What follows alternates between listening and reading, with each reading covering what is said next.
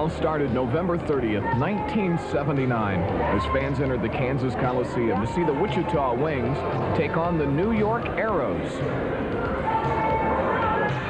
The first player ever signed by the Wings was Norman Piper, and fittingly, it was Piper who would score the team's first goal.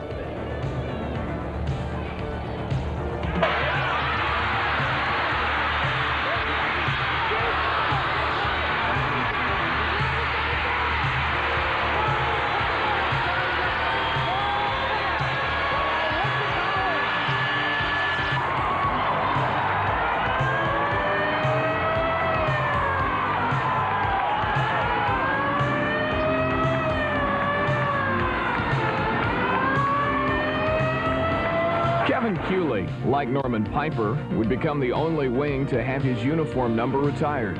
He was a star on the field in the Wings' first season. And when play was out, everyone was watching the Angels.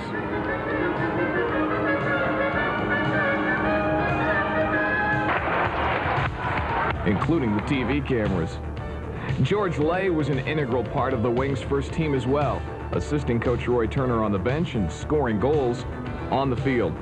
The Wings' first season came down to a one-game playoff with Detroit. And in the early going, it was players like Andy Chapman and Omar Gomez who scored early and kept the Wings even.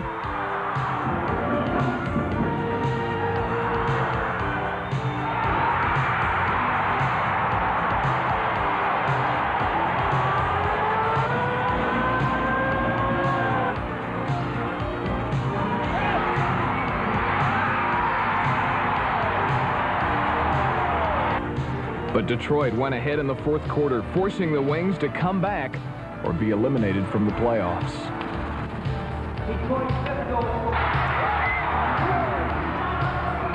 The Wings would tie the game on a sixth attacker goal. And in a wild scramble in front of the net, would win and advance.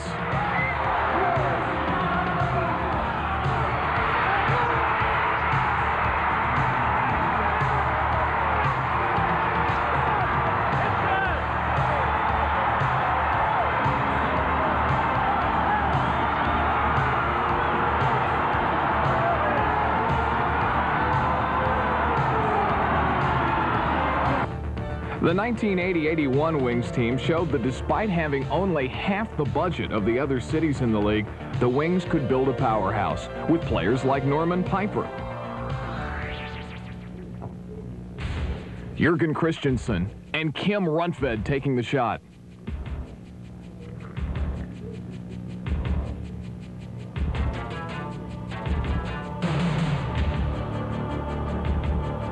And Andy Chapman, who wowed him with his famous bicycle kick.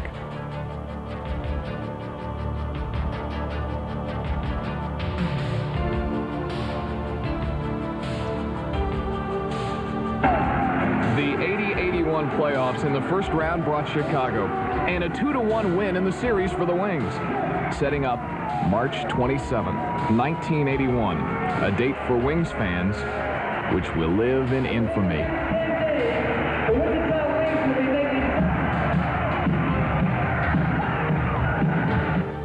The famous shootout game in St. Louis. The Wings owned it early.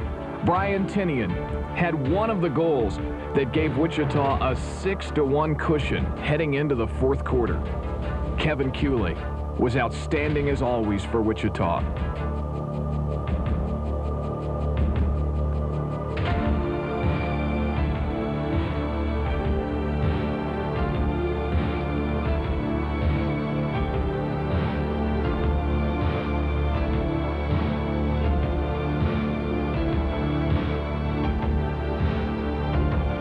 Jurgen Christensen was assisting and scoring, but the game turned in a collision between Don Ebert of St. Louis and Mike Dowler, the Wings goalkeeper.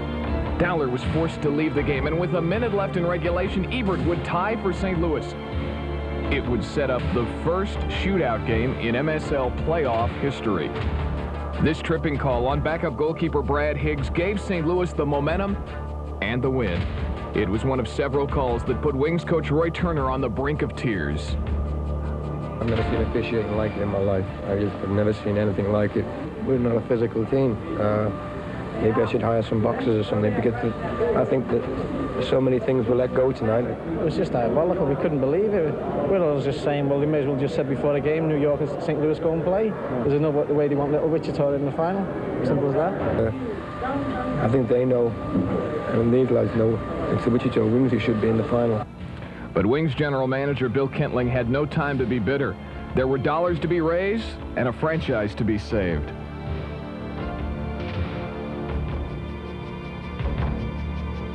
We have a long way to go to get to the 494,000 en route to the 605. But if we're at 494,000, yes, I would feel very, very optimistic about their decision to keep the team in Wichita. We have raised all but $115,000 of the money that we have yet to raise, and in a partnership meeting this morning, the partners agreed that the momentum by the Wichita business community, by the General Limited partners, and by the Orange Army, thank you, is enough to assure us that we're going to go over the top and underwrite the season for next year. Managing general partner Frank Carney's team was on the brink of a great year.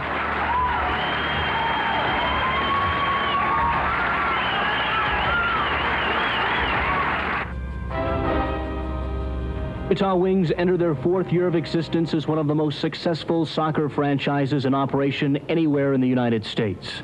The euphoria that has become the Wichita Wings emanated from humble origins in 1979, when the team in their initial season would go as far as the semifinals. The next year, the Wings won the Western Division Championship, and into the semis they marched again. A one-game affair on a fateful night in March, when the dreams of a season came crashing down around them in St. Louis. Still, that night set the stage for the Wings' greatest season yet, a season that would see the Wings win 30 times and finally gain acceptance in a league where skepticism of Wichita's ability to endure reigned supreme. The phenomena of the Wichita Wings. What's it all about? It's about the fastest growing sport in America. It's about nearly 500,000 fans in 3 years. It's about the mass of humanity and the frenzied hysteria of the Orange Army.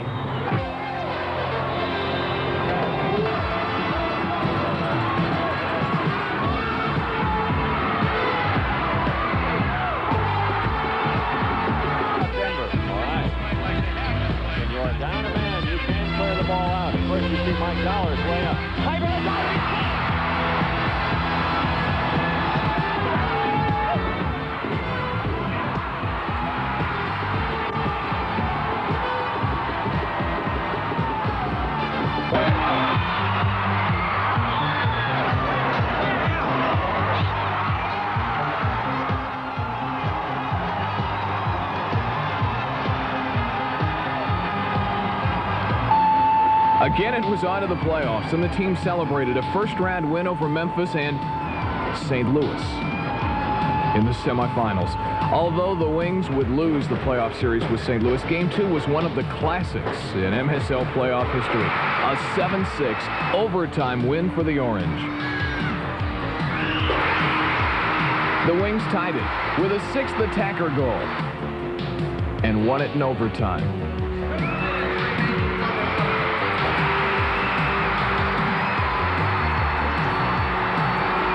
Speaking of classic playoff games, in 82-83, the Wings would finally beat the Steamers in the postseason in one of the wildest games you'll ever hope to see. Mayor Rundvit's half-field goal against Slobo Ileyevsky will pale in comparison to a goal